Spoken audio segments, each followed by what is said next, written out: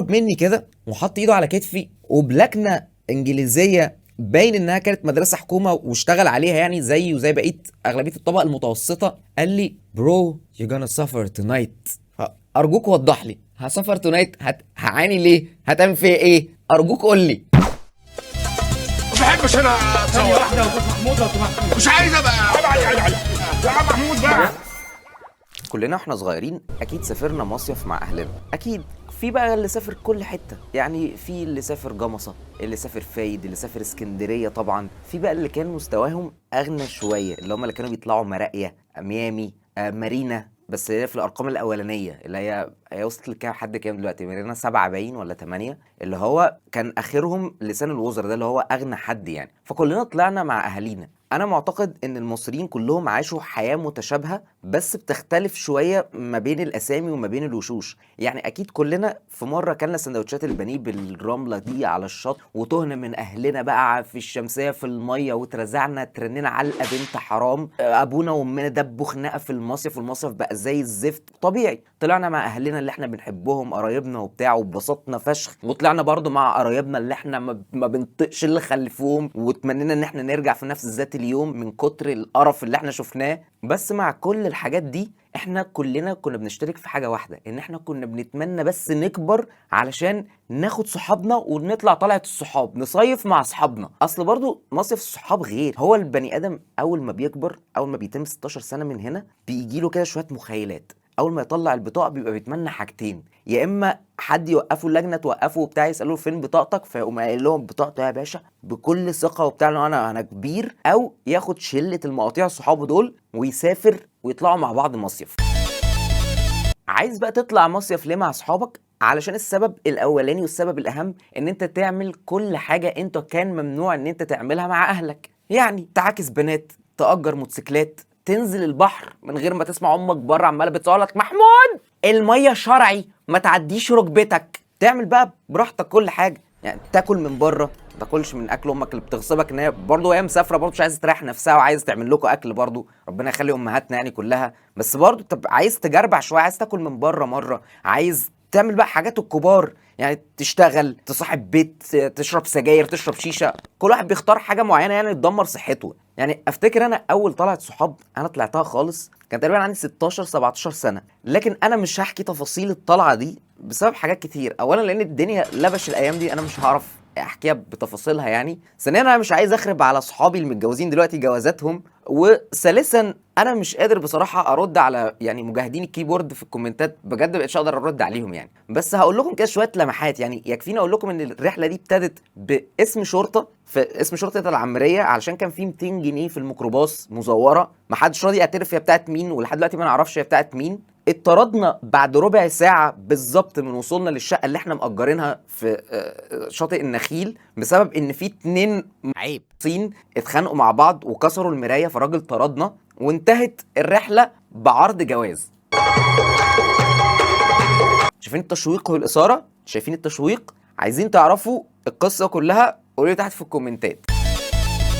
طبعا زي ما انتوا خمنتوا الحلقة دي هتبقى بتتكلم على المصايف، وانا هقول لكم كده شويه حاجات بتحصل في المصايف او المصيف المصري. يعني طبعا صحابك اللي هو انت بتطلع معاهم المصيف بيتقسموا لشويه انواع او شويه حاجات كده معينه انا هقول لك عليهم. فهنبتدي بالهيرايكي الاعلى، اللي هو صاحبك اللي عنده الشاليه او عنده الشقه او عنده الفيلا، عنده المكان اللي انت هتدخل انت واصحابك فيه من غير ما تدفعوا ولا مليم. ده طبعا قبل الطلعه بيقوم منزل بيان كده زي الارجه بتاعت الجيش، مين لائق الف يدخل معانا ويطلع معانا المصيف يجي يقعد معايا في الشاليه، ومين جربوع غير لائق، ومين محطوط على الويتنج ليست على قائمه الانتظار. علشان طبعا قائمه المنتخب اللي هو بيقولها دي، يعني لو في حد بقى حصل له ظروف، حد اتصاب بتاع، حد من الويتنج ليست بيدخل مع الشباب دي. الواد ده بيتعامل كانه الخديوي توفيق اصله، بس اللي هو لا بيشيل ولا بيحط حاجه. هو بص انا عايزك لا انت تنام على ظهرك ولا تشيل ولا تحط حاجه، ايوه لحد بس ما تجيب لنا ولي العهد بالسلامه.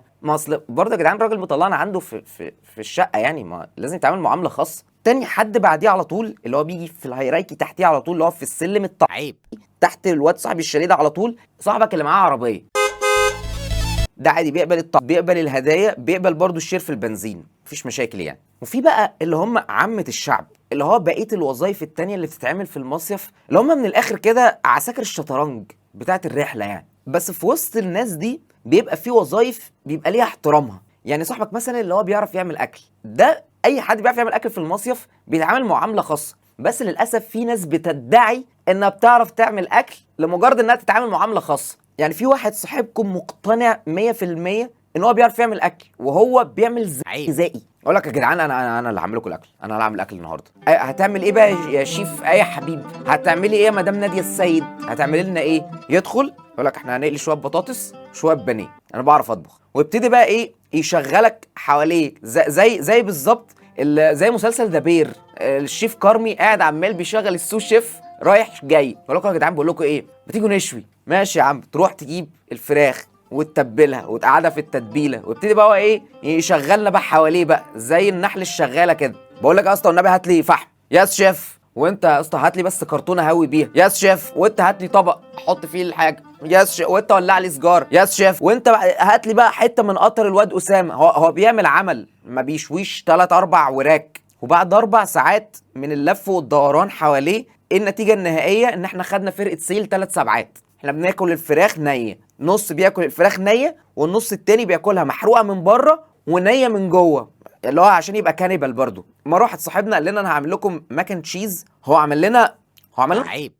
والمره الوحيده اللي ربنا كرمنا واخيرا شوينا صح مره واحده عدله في حياتنا، احنا من هول المفاجاه ومن الذهول خدنا الاكل ودخلنا جري على الشاليه ونسينا ان احنا نطلع بره، والولعه خرمت الشوايه واضطرينا ان احنا نجيب شوايه جديده. في بقى من صحابك اللي بيطلعوا معاك المصيف في صاحبك المدمن، قطر الحياة بيعدي بسرعة سنة في سنة في سنة، اللي هو ما بيعرفش يطلع السفريه من غير ما يبقى معاه تأبيده، معاه طالع بقضيه اتجار. احنا كلنا طالعين ب10 صوابع عاديه، هو طالع ب12 13 صباع. ده بيشرب قبل اي حاجه وبعد اي حاجه، هو لازم يحزم الحاجه كده. يعني نطلع على الطريق يقول لك ايه سيجاره الطريق بقى يا بني ادم، احنا طالعين على طريق عايزين ربنا يكرمنا عشان بس نوصل، طريق طويل وبتاع. وصلنا الاحتفال بقى نحتفل، طبعا لازم نحتفل ان احنا الحمد لله رب العالمين يعني مش محبوسين دلوقتي. تصحى الصبح كده على الريق، تيجي قاعد عمال يا بني ادم بتعمل ايه يا اسطى؟ ايش اسمها نصطبح؟ احنا الصبح. طب يا اسطى هننزل الميه، ماشي يلا بينا. طب بتعمل ايه؟ عشان قبل الميه برضو. قبل الميه ايه يا بني؟ ما احنا برضو رايحين عشان نعرف نترجم مع السمك في حياه بحريه. انت مش فاهم حاجه، مش فاهم احنا رايحين على ايه. قبل الغدا يا حبيبي، ما عشان برضو نعرف نتغدى، بيطلب باكل برضو خلي بالك. بعد الغدا نحبس بقى، ما طبيعي، ما هو ده اللي ناقص، ما انت اكيد هتحبسنا بعد كل الاستهلاك الغير طبيعي ده. يقول لك نضرب بقى جبايه عشان نعرف نشرب الجبايه بمزاج. يعني ايه؟ تصحى الساعه 2 3 الفجر كده داخل الحمام عادي في امان الله، تلاقي صاحبك المدمن ده قاعد في الصاله مشغل مزيكا غريبه جدا وقاعد عامل كده صباح اخويا. انت كنت بتتمنى ان انت تسيب الواد ده في نص الطريق او في الهاف واي، ايا كان الاثنين هيبقوا يعني مساعده ليه ومساعده لنفسك. بتلاقي برضو معاك في السفر فعل خنزير كده، هو اول ما بيدخل الاوضه بيقوم رامي الشنطه بتاعته الهدوم بتاعته في كل مكان، على السرير وعلى الدولاب وعلى الكومودينو، حاطط اللباس بتاعه على المخده بتاعتك، بينشف المايوه على اللاب، ناقصه بس يقوم يطرطر على المرتبه علشان يبقى عمل الانهولي ترينيتي. في ناس برضه يا جدعان في السفر بجد بتبقى غريبه. يعني انا مش فاهم انت يا حبيب قلبي جايب الطاقه دي منين؟ احنا يا ابني مسافرين 10 ساعات، انا جات لي العضله الخلفيه من كتر ما انا قاعد عمال بجيب البطاقه وبوريها. الطاقه دي انت جايبها منين؟ يا كوبايه الشاي اللي انت شربتها في الريست دي كان محطوط عليها ايه؟ ما كانش محطوط عليها سكر، ده كان كوكايين. يا حبيبي احنا لسه واصلين، انت ازاي واقف لي على باب الاوضه بتقول لي اصلا مش هننزل الميه ولا ايه؟ يا ابني انا لسه شنطتي على ظهري، هو البحر هيطير هيدور ويطلع؟ ما موجود يا ابني، استنى يا بني ادم شويه. هو في ناس في السفر بتسنف اسبريسو، طالعين 4 ايام 5 ايام ما بيناموش. يعني نروح يا سيدي الميه، رحنا الميه تلاقيه قاعد عمال يقول لك احنا نقعد على الميه كده يا جدعان؟ احنا لسه نازلين يا ابني، احنا لسه طالعين من الميه. طب احنا عايزين نعمل اي حاجه. طب ما احنا بنعمل حاجات. في الواد يعني اللي بقاله 39 ساعه صاحي ده اهو بينام شويه بيريح شويه على الميه. في برضه الشباب اللي لابسه نظارات عماله بتقيم النسوان في المايوهات، ممكن برضه تشاركهم يعني لو حابب. يقول لك لا لا لا تعالوا، بقول لك تعالوا نعمل سباق، تعالوا نعمل سباق. اقول لكم على حاجه، تعالوا نجيب كوره ونلعب على الشط زي نيمار. لا بص، هو في الواد المدمن ده هو عامل زي نيمار بس وهو بيصطبح، فمش عارف هو هيعمل، هو هتلاقيه جاي معاك في اي حاجه يعني بعد هيخلص وهيبقى معاك في اللي انت عايز تعمله. يقول لك تعالوا يا جدعان، تعالوا نفحر، تعالوا اديكم في الارض نفحر، تعالوا تعالوا نعمل قلعه، تعالوا نقعد لحد ما نلاقي لب الارض اللي هو جورني تو ذا سنتر اوف ذا ايرث. بقول لكم تعالوا اصلا نروح ايطاليا عوم ونرجع على طول، نروح نسلم على السويسي ونرجع. يا عم تهدي، يلعن ابو الاي دي اتش دي يخرب بيتك. في السفر انت بتتعرض لمواقف غريبه، مواقف ممكن تبقى اول مره تحصل لك في حياتك يعني، او حصلت لك قبل كده بس بتحتاج تصرف مختلف. يعني افتكر في مره في سفريه في واحد صاحبي كان معايا في الاوضه، ومره واحده دخل جوه الشنطه بتاعته، اول ما وصلنا قاعد عمال بيدور بعنف جدا وعمال يقول لا لا لا لا يا دين امي نسيت. فانا قلت الواد نسي ايه؟ اكيد نسي حاجه يعني، نسي الشاحن بتاع الموبايل، نسي الموبايل اكيد مستبعده يعني، نسي المفاتيح، نسي المايوه، ايه نسي ايه يعني؟ بقول له نسيت ايه يا اسطى؟ فقرب مني كده وحط ايده على كتفي وبلكنه انجليزيه باين انها كانت مدرسه حكومه واشتغل عليها يعني زي وزي بقيه اغلبيه الطبقه المتوسطه، قال لي برو يو جونا سفر تونايت. ارجوك وضح لي، هسفر تونايت هعاني ليه؟ هتعمل فيا ايه؟ ارجوك قول لي، عشان لو كده انا ممكن انزل ابات على الكنبه عادي، ما عنديش مشكله. انت اياد قول نسيت ايه؟ قال لي انا نسيت دواء الشخير. قلت له ثانيه واحده معلش، هو الشخير ليه دواء؟ تاني حاجه معلش برضو، هو خطير لدرجه ان انت محتاج له دواء؟ وكانت الاجابه بعد 4 ساعات من السؤال ده كانت ايوه محتاج دواء مش طبيعي. الشخيره يا جدعان ما كانتش طبيعيه بجد. انا من عيله كلها مشخرين يعني ابويا الله يرحمه كان بيشخر، وعمامي برضو كانوا بيشخروا، وفي اليوم اللي انا بيت فيه مع اهلي، انا لو كنت مبيت على الطريق الزراعي انا ما كنتش هسمع كميه اصوات الضفادع اللي انا سمعتها دي. بس انا كنت بعرف اتكيف مع الشخير القديم اللي هو الشخيره العاديه، اللي هو انا بدرب دماغي ان انا بعمل ريذم كده معين وبنام، اتعودت ميكانيزم. الشخيره بتاعت صاحبي ده ما كانتش طبيعيه، لا والله هي كانت في الطالع والنازل، اللي هو امسي حته اسكندراني على الدي جي.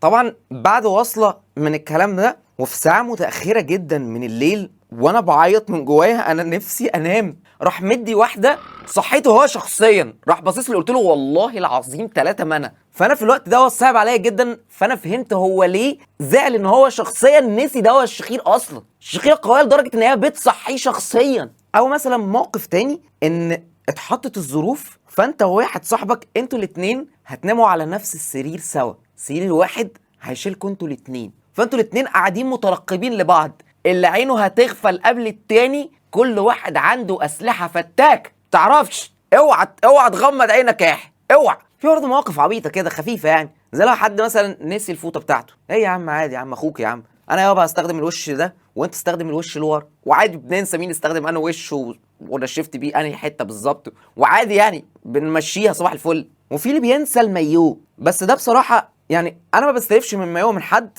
وما بستلفش حد المايوه بتاعي. اصل يا اسطى انا فاهم يعني انت هتعمل بيبي في الميه، انا عارف انت بتعمل بيبي في الميه، ما تكدبش. اصل يعني انا عارف والله ساعات بيجي على الواحد لحظه كده الحمام بعيد فشخ، فانا فاهم. سبيك اب، انت مش لوحدك بتحصل للناس كلها بصراحة.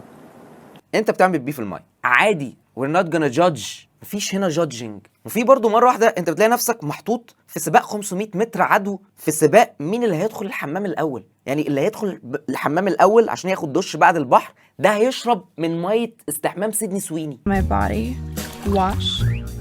Well, you can't have it. في السفر مع الشباب انت بتعرف مين من العيال صحابك دول اللي هو عيل متربي كده وابن ناس، ومين اللي ابن 60 كلب ما يتعاشرش.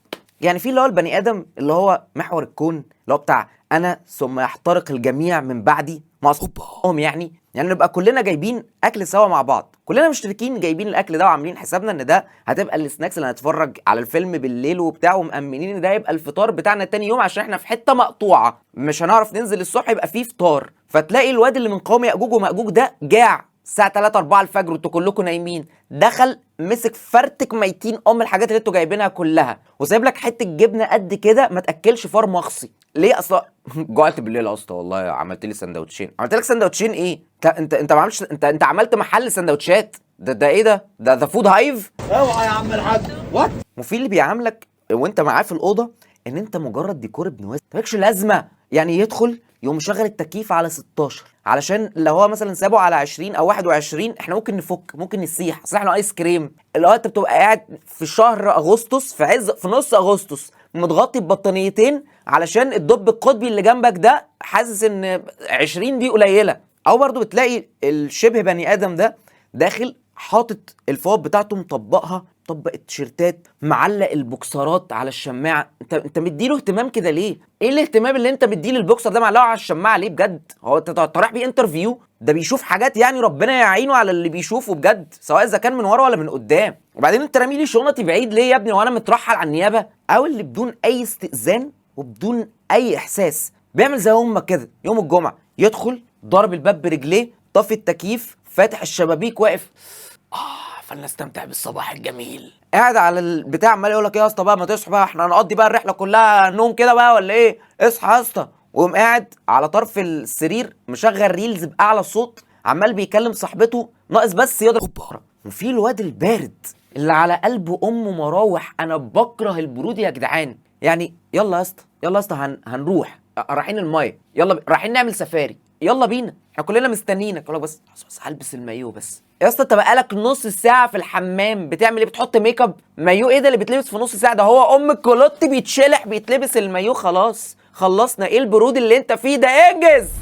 وفي بقى واحد صاحبك هيقلبك في حاجه في الرحله دي، يا تيشيرت، كاب، نضاره، في حاجه انت متبرع بيها لجمعيه رساله في الرحله دي. في طبعا الوسيم اللي جاي يشقط، طبعا احنا طالعين السفريه عشان نشقط يعني. بس يا ابن الحلال يا حبيب قلبي ساحلني وراك ليه؟ انا عملت كارديو ما عملتوش في حياتي. احنا ماشيين وراهم بقالنا 4 ساعات، احنا ماشيين 6 كيلو يا ابني على الساعه باينه لي اهو. في ايه يا حبيبي عجبك ما تروح تكلمها؟ مشقين انا وراك ليه يا حبيب قلبي؟ وقبل ما تروح تكلمها بس اقفل القميص الورد المعفن ده علشان صدرك باين منه. القفص الصدري انا شايفه من عندي من هنا. شكلك من الفيوم بالقفص والورد ده، شكلك من الفيوم. طبعا الفيوميه في الكومنتات هتلاقيهم بقى عمالين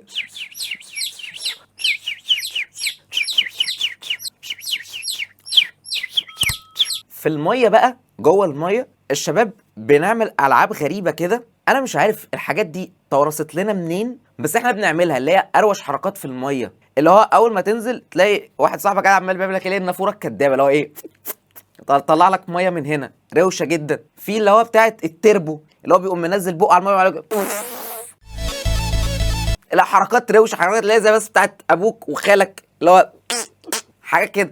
بس اتمنى ان الحاجات دي ان احنا نقعد نعلمها برضو للجيل القادم علشان نحافظ على الهويه المصريه في المصايف. فاتمنى ان الحاجات دي تكمل معانا لانها بتدي كده روح كده وبتدي طبع. بس اللي اتمناها بقى ان ما تكملش معانا هي بتاعه الدبل كيك، اللي هو اللي بيشبك لحد وبيرميه كده، علشان 80% الواد بيشوط وشه فبتحصل اصابه في الموقف ده يعني. وبعدين اصل هو برضه مش كريستيانو رونالدو، انت فاهم قصدي ايه؟ وبمناسبه كريستيانو في لعبه كده في البول بتتلعب برضه. واحد صاحبك يقول لك ايه، بص يا اسطى اقف افتح رجلك كده زي كريستيانو كانك هتشوط فاول وهو ينزل من تحتيك. اللعبه دي ما تلعبهاش غير مع واحد انت واثق فيه، علشان في عيال من صحابك عيال وسخ ما بيعدوش عادي، بيدفعوا كارت. وبرضه اتمنى مسابقه اطول نفس تقف برضه، لان اصل يعني معلش هو اللي بيكسب ب 12 ثانيه. ما اصل الشله كلها يا مدخنين يا اما عندهم سمنه مفرطه يا اما سوء تغذيه يا اما سوء تربيه من الواد المدمن ده. فمين اللي هيلعب معاك بجد اطول نفس؟ محدش يا حبيبي اطول نفس. في برضه واحد صاحبي انا محتاجه يبطل لعبه معينه هو اخترعها، كل ما ينزل البول يقعد يعمل بايده على الميه كده. فبقول له بتعمل ايه يا اسطى؟ بيقول لي بخلي البول عيب. شفتوا شايفين البورن عمل ايه في شبابنا؟ شايفين احنا بنتعرض لايه؟ جواز الشباب مخها ضرب. طبعا سفريه الصحاب او المصيف يعني مع الصحاب دي بتبقى اكسبيرينس وحاجه كده بتعمل جواك كور ميموري. انت ممكن ما تكونش حاسس بالموضوع ده عشان انت عايشه دلوقتي، هتحس بيه امتى؟ لما بقى تتجوز، تروح بقى تسافر مع اهل مراتك، تخلف، تبقى واخد بالك من العيال وانت لا تقعد تقول لهم مش عارف، هتلاقي نفسك اتسحلت في حوارات كده كبيره. بقى نفسك بس ولو مره سفريه واحده تانية من بتاعه المقاطيع الشله الوسخه دي اللي هي السفريات الطرشمه، نفسك في مره واحده بس. ولحد ما يجي يعني الوقت ده، لو انت لسه شاب صغير وبتسمعنا او بتتفرج علينا ولسه بتسافر مع اصحابك الطلعات بقى الجميله وعايش حياتك، عايز بس اقول لك كده كام حاجه يعني. وانتم مسافرين مع بعض خافوا على بعض بجد واحترموا بعض، ما تقليش من بعض يا جدعان. وحاول ان انت تبقى خفيف، يعني انت مش عايش لوحدك، ما تحاولش ان انت تضايق صحابك بايا كان التصرف اللي انت بتعمله،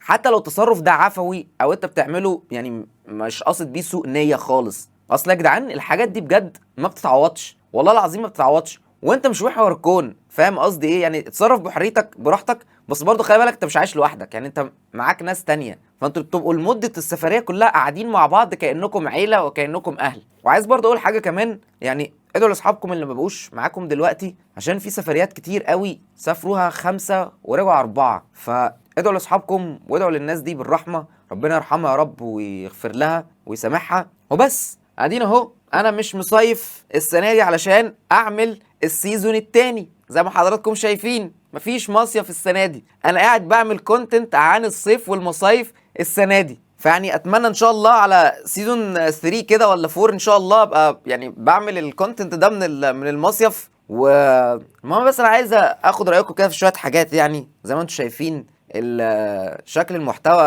يعني مش اتغير، احنا غيرنا كده شويه حاجات، يعني جبنا مايكات، حد ضحك عليا وقال لي ان ده باور بالانس وبتاع هيخليك تتظبط كده، واداني برضو ايه، اداني سلسله عشان عارف ان الناس بتحب السلاسل، ففي سلسله بتتلبس فيها المايكات الصغيره دي.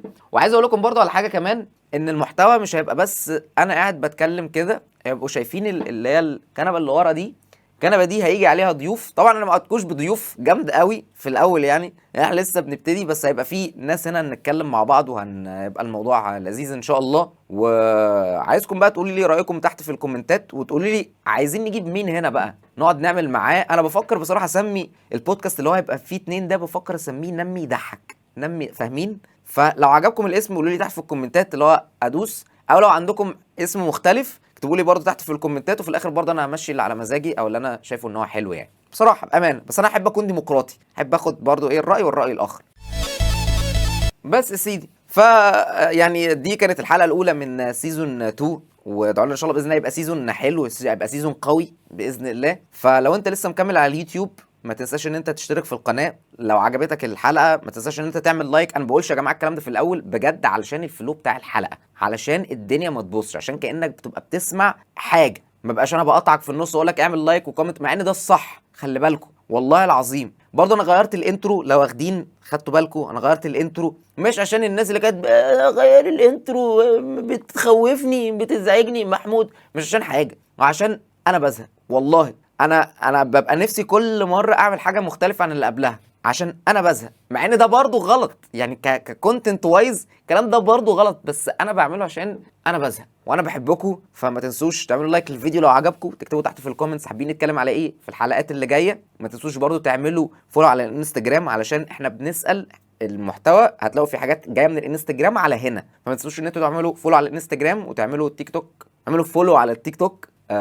بس كنت معاكم انا محمود النجار، وده كان همي يضحك، وخلي بالكم من نفسكم، وان شاء الله صيف سعيد، ويلا يلا قلنا حبيبي يلا. خطفوني عينيك خطفوني، حاسس ان الصيف السنه دي اتس لايك كده خطفوني. طيب كفايه.